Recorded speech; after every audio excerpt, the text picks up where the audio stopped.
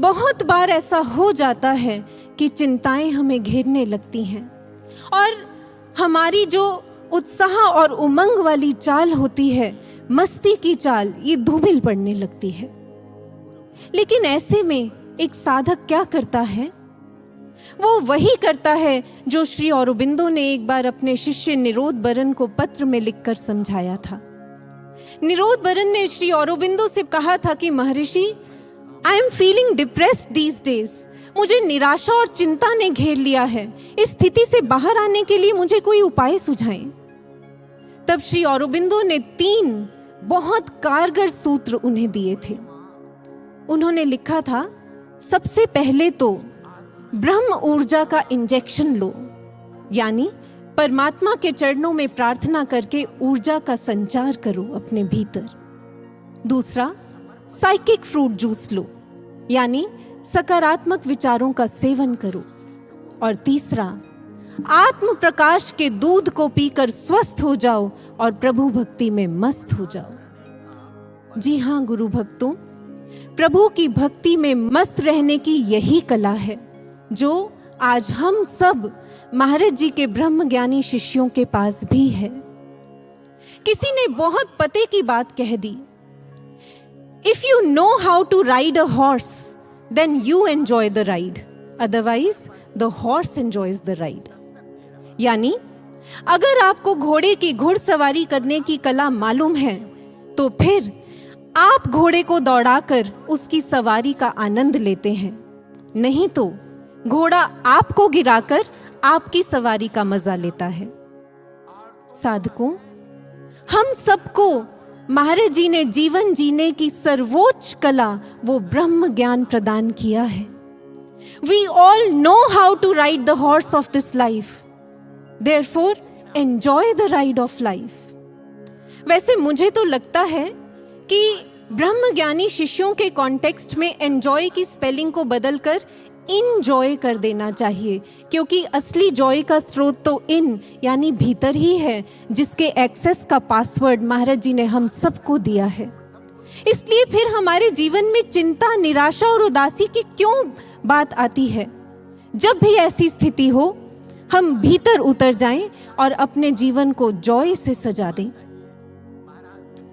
तीसरा कारण, जो भी बहुत बार हमारी मस्ती की चाल को मध्यम करने लगता है, वो है हमारे अपने ही विकार और हमारी महत्वाकांक्षाएं। लेकिन ऐसे में भी जो एक सच्चा साधक होता है, वो फिर वही फलसफा अपनाता है जो श्री रामकृष्ण परमहंस अपने शिष्यों को एक दृष्टांत के माध्यम से समझाया करते थे। वो ये कहानी सुनाया करते थे कि एक बार एक हंस अपनी चोंच में मछली दबाकर आसमान में उड़ा, लेकिन देखते ही देखते कौं कौं करते हुए कौओं का झुंड उसके पीछे पड़ गया। उस हंस ने बहुत प्रयास किया, लेकिन उन कौओं ने उसका पीछा नहीं छोड़ा। जब बहुत देर हो गई और वो हंस परेशान हो गया, तब उसने सोचा, सारी परेशानी की जड़ ये मछली ही है। ऐसा सोचते ही उसने अपनी चोंच खोल दी और मछली को नीचे गिरा दिया। इधर मछली नीचे गिरी और उधर कौओं ने उसका पीछा छोड़ दिया और उस हंस ने स्वच्छंद उड़ान भरी उस खुले आकाश में। ये दृष्टांत सुनाकर श्री रामकृष्ण परमहंस कहा करते थे, सुनो, तुम सब भी अपनी इच्छाओं और महत्वाकांक्षाओं की मछली को गिरा दो और जैसे तुम्हारा प्रभु चाहता है वैसे ही उसकी रजा में राजी रहो। फिर देखना, अवसाद, निराशा, घृणा, क्रोध के कौवे तुम्हें कभी परेशान नहीं करेंगे, खुद ब खुद तुमसे दूर चले जाएंगे और तुम जीवन की मस्त उड़ान भर सकोगे। महात्मा बुद्ध भी यही कहा करते थे कि अगर शांति की इच्छा रखते हो तो पहले इच्छा को शांत कर दो। बड़े मार्के का फलसफा है साधकों, जो सारी निराशा को फेल करने और हम में प्रभु भक्ति की मस्ती को फुल करने में बिल्कुल कारगर है। मुझे याद है इसी संदर्भ में एक बार गुरु महाराज जी के कक्ष में कुछ शिष्य बैठे हुए थे।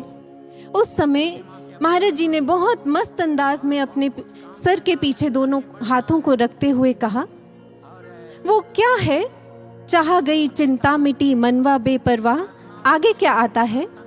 सारे शिष्य एक स्वर में बोले, जिसको कछु ना चाहिए सोई शहंशाह। महाराज जी कहते हैं अगर इस सूत्र को पकड़ लोगे तो डिप्रेशन तुम्हें कभी नहीं पकड़ सकेगा। इसलिए मस्त हो जाओ, व्यस्त हो जाओ और अपने प्रभु के चिंतन में ध्यानस्थ हो जाओ। अब मैं आपके सामने एक एक्सपेरिमेंट को रखती हूं, जो भी कई बार हमारी मस्ती को फीका करने का कारण बन जाता है। ये